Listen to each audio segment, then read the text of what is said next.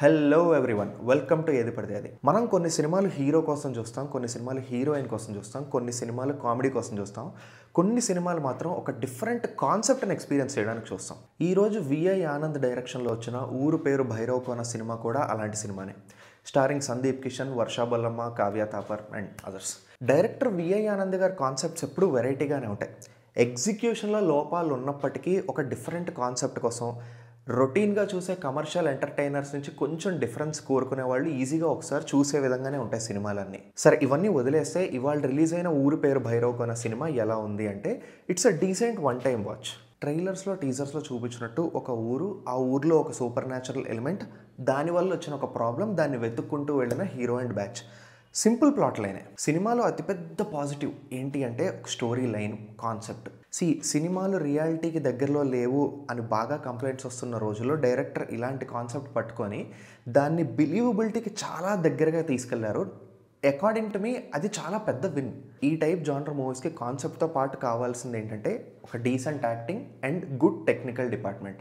ఈ రెండు ఒక ఎక్స్టెంట్ వరకు బాగానే వర్కౌట్ అవుతాయి. Sandeep Kishan did well and lead actors Kavya Thapar and వర్షా బొల్లమ్మ బాగానే చేశారు. హర్ష అండ్ వెన్నెల్ కిషోర్ కామెడీ అక్కడక్కడ నవ్వించినా చాలా చోట్ల నవ్వించదు, బట్ ఇట్స్ ఓకే. దాన్ని అవసరానికి మించి డ్రాగ్ అయితే చెయ్యరు. BGM is also fine. Shekhar Chandra actually did a good job with it.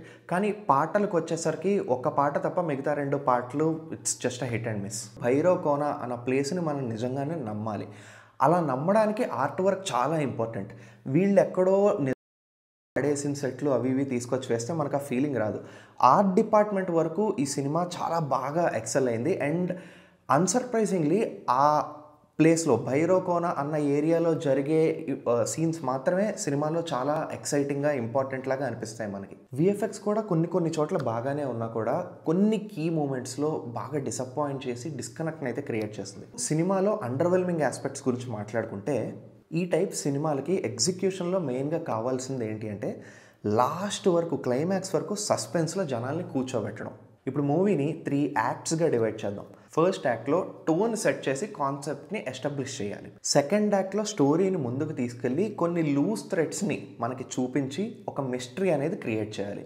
Third యాక్ట్లో ఆ మిస్టరీని సాల్వ్ చేస్తూ సస్పెన్స్ని రీటైన్ చేస్తూనే క్లైమాక్స్ వరకు తీసుకెళ్ళి ఒక రివీల్తో ఓకే దీనికోసం ఇదంతా జరిగింది అన్న ఒక రీజనింగ్తో మనల్ని థియేటర్ నుంచి పంపించాలి. ఫస్ట్ 2 యాక్ట్స్లో బాగా సక్సీడ్ అయినా కూడా థర్డ్ యాక్ట్కి వచ్చేసరికి మనం ఏం చూసి అయితే సినిమాకి వెళ్ళామో, టీజర్స్లో ట్రైలర్స్లో మనకి ఎక్సైటింగ్గా అనిపించిన ఆస్పెక్ట్ ఏదైతే ఉందో థర్డ్ యాక్ట్కి వచ్చేసరికి అది కొంచెం డైల్యూట్ అయిపోవడం.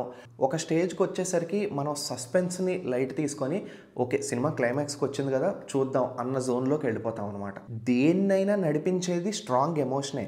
కానీ ఆ స్ట్రాంగ్ ఎమోషన్ని మనం కన్వే చేయడం కోసం ఆర్ ఆ స్ట్రాంగ్ ఎమోషన్ని మనం యూజ్ చేసుకొని సినిమాని డ్రైవ్ చేయడం కోసం ఒక స్టాండర్డ్ కమర్షియల్ టెంప్లేట్ని ఎంచుకోవడం వల్ల ఆ డిసప్పాయింట్మెంట్ అనేది క్రియేట్ అయింది. అక్కడ మనకు కావాల్సిందేంటి, ఒక సస్పెన్స్, ఒక థ్రిల్, ఒక ఎక్సైట్మెంట్. ఎగ్జాంపుల్ విరూపాక్ష సినిమా కానీ, రక్ష సినిమా కానీ లాస్ట్ మినిట్ వరకు ఆర్ ఒక్కొక్క ప్రీ క్లైమాక్స్ వరకు కూడా ఏదో ఒక సస్పెన్స్ దాచుంచుతారు, ఏదో ఒక థ్రిల్ అనేది రివీల్ అవ్వకుండా ఉంటుంది.